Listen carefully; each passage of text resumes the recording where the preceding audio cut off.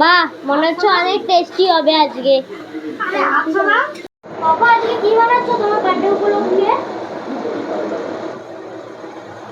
এটাতে মটন হচ্ছে, আর এটাতে দেখা, এটাতে হচ্ছে চিকেন।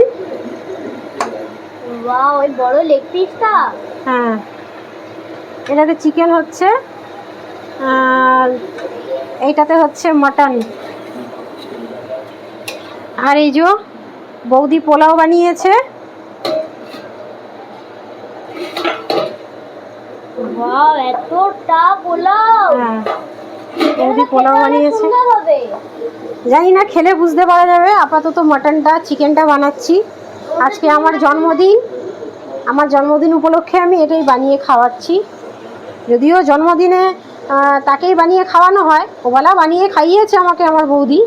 এবেলা এটা বানানো হচ্ছে, আমি বানাচ্ছি এবেলা মটন আর চিকেন। খুশিতে? হ্যাঁ, খুশি।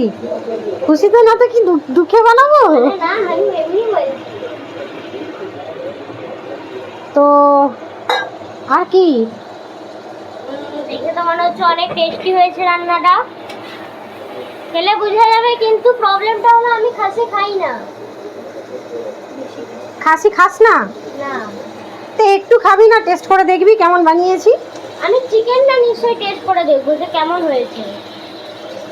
চিকেনটা টেস্ট করে দেখবি? চিকেনটা তো খাবি, আরে সত্যি খাবি তো? চিকেনটা তো আনা হয়েছে। হ্যাঁ, মাটনটা টেস্ট করে দেখবো। মাটনটা একটু টেস্ট করে দেখবে। একটুখানি টেস্ট করবো আমি। ছোটবেলায় তো খেতে তুমি মাটন, এখন আমার ভালো লাগে না মাটন। এখন ভাল লাগে না? না। ঠিক আছে, আমি রান্না করি, তোমরা ভিডিও দেখতে থাকো। দেখা হচ্ছে আবার পরের ব্লগে, ততক্ষণের জন্য টাটা।